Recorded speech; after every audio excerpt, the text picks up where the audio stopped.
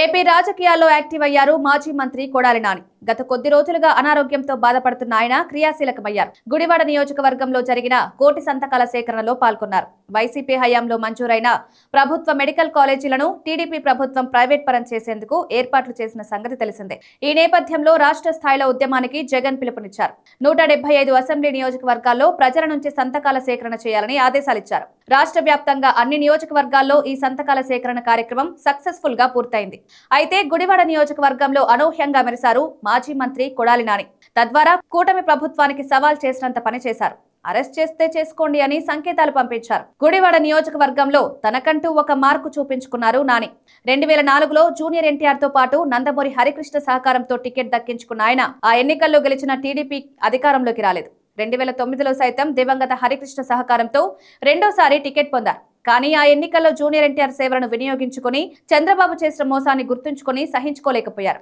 గెలిచిన కొద్ది కాలానికే టీడీపీకి దూరమయ్యారు. జగన్ వైసీపీ ఏర్పాటు చేయడంతో ఆయన వెంట అడుగులు వేశారు. అది మొదలు నేటి వరకు ఎన్ని రకాల కష్టాలు వెంటాడినా జగన్ ను వీడలేదు కొడాలి నాని. ఇప్పుడు మరోసారి అదే నమ్మకాన్ని చాటుకున్నారు. మీరు ఎన్ని ఇబ్బందులు పెట్టినా డోంట్ కేర్ అంటూ మరోసారి వైసీపీలో యాక్టివ్ అయ్యారు. వాస్తవానికి టీడీపీలో నందమూరి హరికృష్ణ ప్రోత్సాహంతోనే ఎదిగారు కొడాలి నాని. ఆయన తర్వాత కుమారుడు జూనియర్ ఎన్టీఆర్ తో సన్నిహితంగా మెలిగారు. అది ఎంత మాత్రం చంద్రబాబుతో పాటు లోకేష్ కు ఇష్టపడలేదు. మరోవైపు జూనియర్ ఎన్టీఆర్ సహకారం తీసుకుని 2009 అధికారంలోకి రావాలనుకున్నారు చంద్రబాబు. కానీ ఆ ఎన్నికల్లో ఓడిపోయిన తర్వాత జూనియర్ ఎన్టీఆర్ విషయంలో చంద్రబాబు వ్యవహరించిన తీరుపై ఆగ్రహం వ్యక్తం చేశారు. అది జరిగిన మరుక్షణం టీడీపీలో ఉండకూడదని భావించారు. అలా జగన్ ఏర్పాటు చేసిన వైసీపీలో చేరారు. తనకు రాజకీయ భవిష్యత్ ఇచ్చిన నందమూరి హరికృష్ణ, ఆయన కుమారుడు జూనియర్ ఎన్టీఆర్ విషయంలో వీర విధేయత ప్రదర్శిస్తూ వచ్చారు కొడాలి నాని. అది ఎంత మాత్రం చంద్రబాబుతో పాటు లోకేష్ కు మింగుడు పడలేదు.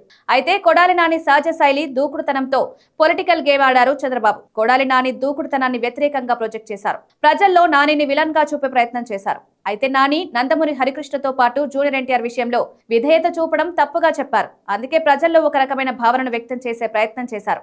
2024 ఎన్నికల్లో ఓటమి తర్వాత కొడాలి నాని పని అయిపోయిందని ప్రచారం చేయడం ప్రారంభించారు. అయితే తాను చివరి వరకు జగన్ వెంట నడుస్తానని కొడాలి నాని బలంగా చెప్తున్నారు. గత కొద్ది రోజులుగా అనారోగ్యంతో ఇంటికే పరిమితమయ్యారు. ఎట్టి పరిస్థితుల్లో నానిని సైతం ఇబ్బందులో పెట్టాలని చంద్రబాబు ధ్యేయం. జైల్లో పెట్టి హింసించాలని భావిస్తోంది. అయితే తన ప్రాణాలను సైతం జగన్ కోసం విడిచిపెడతారని బాహటంగానే చెప్తున్నారు నాని. అందుకే ఈ రోజు వైసీపీ కోటి సంతకాల సేకరణకు హాజరయ్యారు. తాను వైసీపీలో యాక్టివ్ అవుతానని ప్రకటించారు. తద్వారా దేనికైనా సిద్ధమేనని సంకేతాలు పంపించగలిగారు. అయితే తర్వాత పరిణామాలు ఊహించినా తప్పకుండా తనకు జైలు జీవితం ఉందని భావించి కొడాలి నాని సాహస నిర్ణయానికి వచ్చారు. జగన్ కోసం ఏ త్యాగానికైనా సిద్ధమని సంకేతాలు పంపగలిగారు.